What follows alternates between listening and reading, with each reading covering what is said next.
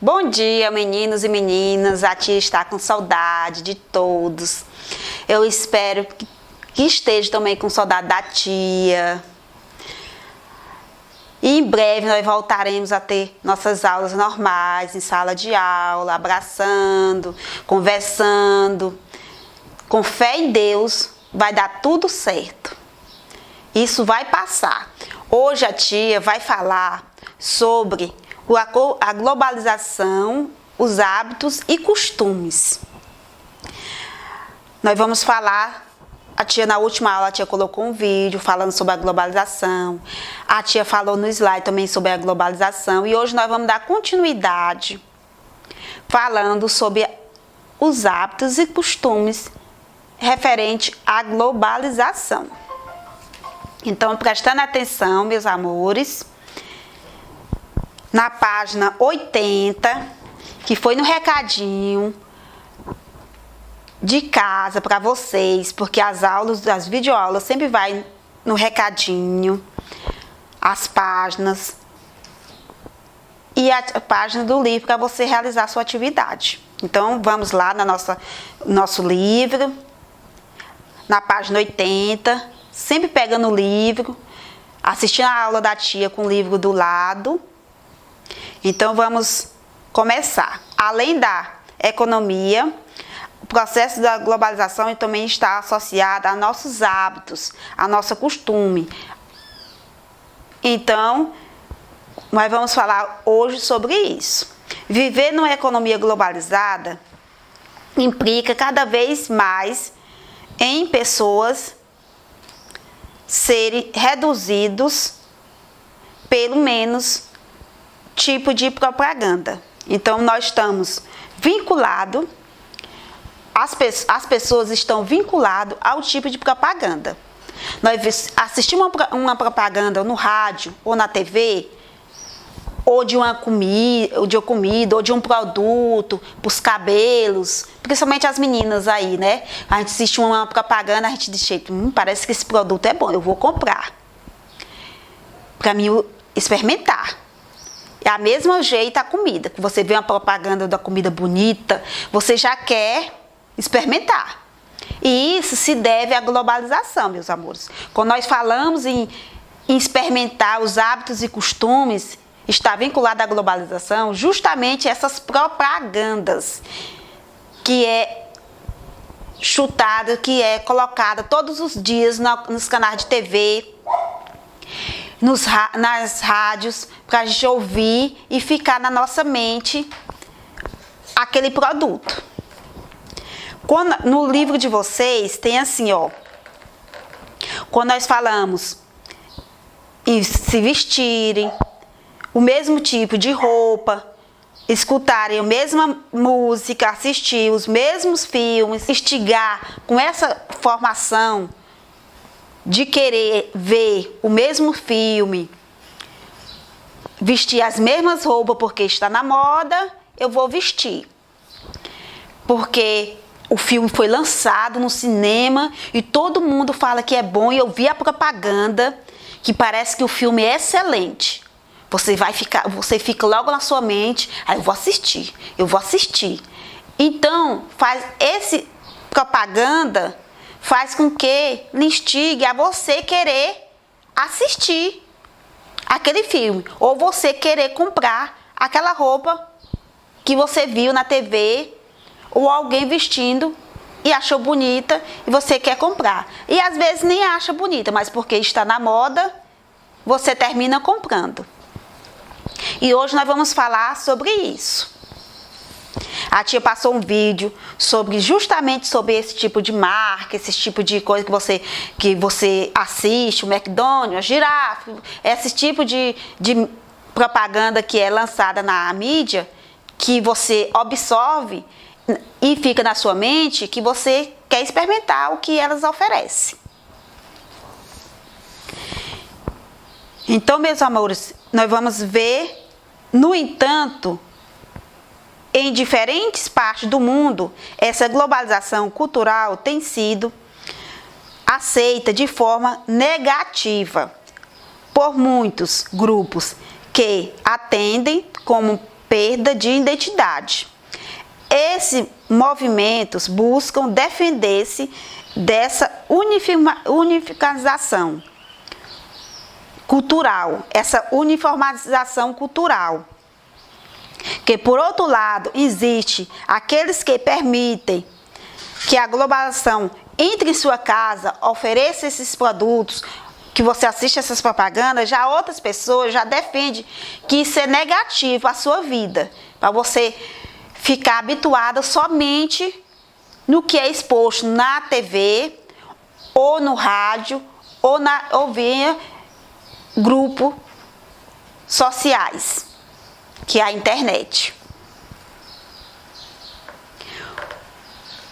A globalização oferece aos povos do mundo a oportunidade de incorporar culturas e dar novos significados às tendências da globalização.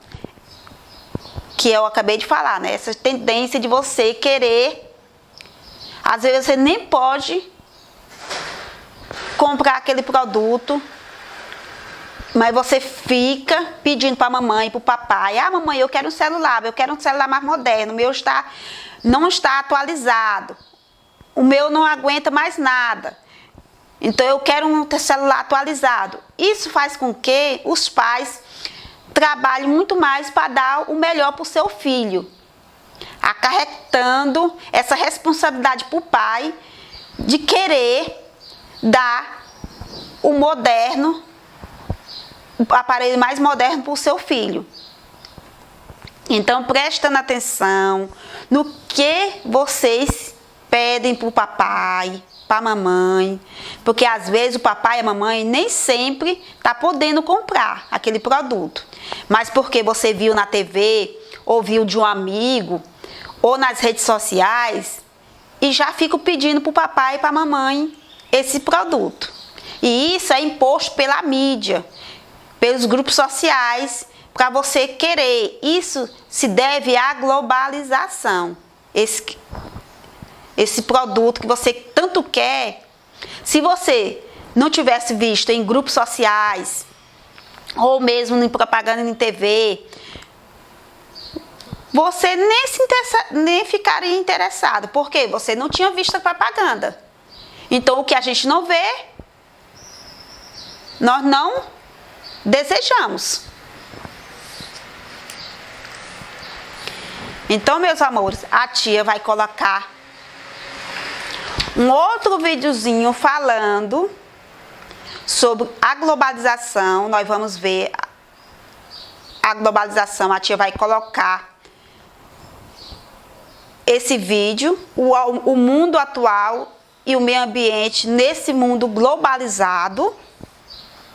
Nós vamos falar do protocolo de Montreal, o ECO 92, o protocolo de Kyoto, a conferência de Bali e o COP 15.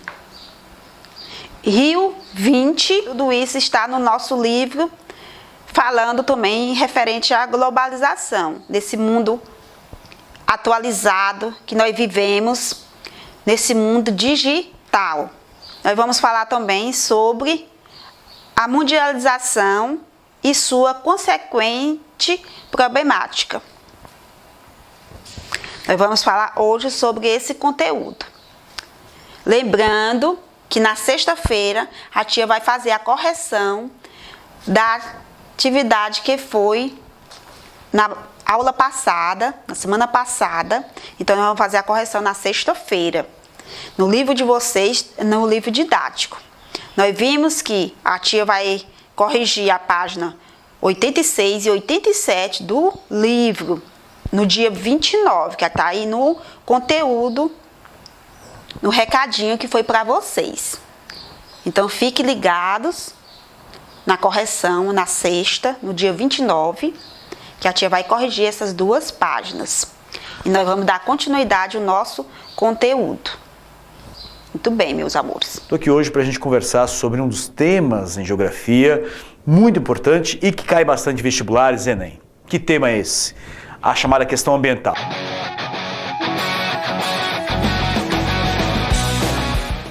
Você com certeza já viu notícias, já deve ter participado de discussões sobre a temática ambiental. De uma forma geral, nós temos vários caminhos que esse assunto poderia levar. Um desses caminhos, e um muito importante no vestibular, é justamente o que diz respeito às grandes conferências ambientais. É o cenário político onde os países do mundo todo assumem compromissos, discutem, debatem sobre os problemas ambientais que atingem o mundo. Bom, isso é um caminho que a temática ambiental vai levar, mas é um caminho muito importante para o Enem e para o vestibular. Vamos lembrar então quais são as principais conferências ambientais? Vem comigo. Bom, temos um ano importante na década de 70, 72, porque a primeira grande conferência acontece. A Conferência de Estocolmo. O vestibular gosta de vez em quando, citar essa conferência, suas questões. Por quê? Porque ela inaugura a ONU, a Organização das Nações Unidas, como a grande responsável em relação a estimular esse debate, estimular de uma forma geral aí quais são as preocupações ambientais que devem ser e como devem ser tratadas. 72, Estocolmo é a primeira conferência. Nenhum compromisso é assumido. Mas temos uma herança importante, e isso o vestibular gosta de colocar também. Foi nessa conferência que a ONU não só se coloca como uma grande organizadora dessas conferências ambientais, como é criado nessa conferência o braço ambiental da ONU, que nós conhecemos por uma sigla, PNUMA, Programa das Nações Unidas para o Meio Ambiente. Hoje se fala muito dessa sigla, dessa parte da ONU, só que ela foi criada nessa primeira conferência, daí a sua importância. Uma importância mais histórica, simbólica, nenhum compromisso foi assumido, só que aí a ONU, ela cria uma divisão específica para tratar dessas questões ambientais, certo? Primeiro, década de 80, aí acontece, na verdade, um compromisso, não é uma conferência, mas sim um primeiro grande compromisso ambiental, tomado em conjunto aí numa esfera de política mundial. O famoso Protocolo de Montreal. Você lembra onde fica Montreal, não lembra? Montreal é uma cidade canadense, na parte francesa do Canadá. Qual a importância desse protocolo? Na década de 80, uma preocupação muito forte aí em relação ao meio ambiente era o buraco na camada de ozônio. A camada de ozônio é uma camada na nossa atmosfera que serve para proteger aí de parte da radiação, filtrar parte da radiação solar e principalmente seus efeitos nocivos. Pois é, vários estudos, pesquisas apontavam que essa camada de ozônio estava sofrendo uma corrosão, ela estava ali sendo rarefeita, estava criando-se um buraco. E o principal responsável por esse buraco era o CFC, o clorofluorcarbono. É um gás que na época era muito utilizado em sprays, aerosóis, aparelhos de ar-condicionado, geladeiras. Qual foi a proposta desse protocolo? Um compromisso para erradicar o uso desse gás, deixar de ser usado. Inicialmente, poucos países assinam esse protocolo, 24 países entram de cara no protocolo, só que posteriormente vários novos países vão aderindo e ele se torna um protocolo muito importante, porque ele é um marco, um avanço como compromisso ambiental assumido por vários países. Nesse caso, especificamente para combater o buraco na camada de ozônio, deixar de se usar, erradicar aí gradativamente o CFC. Bom, década seguinte, 1992, o palco agora é o Brasil, Rio de Janeiro. Rio 92, também chamado de Eco 92. Rio de Janeiro serve como palco para até então a maior conferência ambiental já realizada. Aqui no Rio de Janeiro, líderes do mundo inteiro, pesquisadores, cientistas, ONGs participam dessa conferência. Ela é um palco, na verdade, de discussões ambientais, mas dois documentos são muito importantes nessa conferência. Primeiro, a Carta da Terra. A Carta da Terra é como se fosse o resumo de todas as discussões, todos os pontos que foram levantados nessa conferência e que posteriormente poderiam dar continuidade em reuniões menores, as convenções ambientais. Depois, outro documento importante e muito, obviamente, cobrado pelos vestibulares é a chamada Agenda 21. Já ouviu falar dela, né? Agenda. O que geralmente se escreve numa agenda? Compromisso, certo? Quando você tem um compromisso, você anota numa agenda. Essa Agenda 21 era justamente o conjunto dos compromissos que os países participantes dessa conferência assumiriam como pauta para uma preocupação ambiental. O que cada país poderia fazer para diminuir os problemas já existentes e evitar novos problemas da área do meio ambiente. São dois documentos muito importantes porque eles basicamente elevam as preocupações ambientais a um nível global. Um ponto importante dessa conferência foi a percepção de que alguns alguns problemas específicos precisariam ser tratados em escalas menores, em esferas menores de discussões. Então, assim, percebemos que temos muitos problemas ambientais. 2 pontos são os mais preocupantes, foram os mais preocupantes na época. A questão da biodiversidade, a riqueza que cada país tem em suas florestas, toda a sua biodiversidade, e uma preocupação com as mudanças climáticas que já na época eram bem perceptíveis. Tanto é verdade que principalmente essa parte das mudanças climáticas, 5 anos depois, gera um novo protocolo. O famoso, esse você conhece bem, já ouviu falar muito, né? Protocolo de Kyoto, já ouviu falar bastante, certo? Por que ele é tão importante e famoso? Ele foi um compromisso, um protocolo, um documento onde tem-se todas as regras, assume-se um compromisso, nesse caso, para diminuir ou pelo menos estabelecer uma meta em relação às emissões dos gases causadores do efeito estufa. O efeito estufa era justamente como essa dinâmica principal responsável pelo aquecimento do planeta.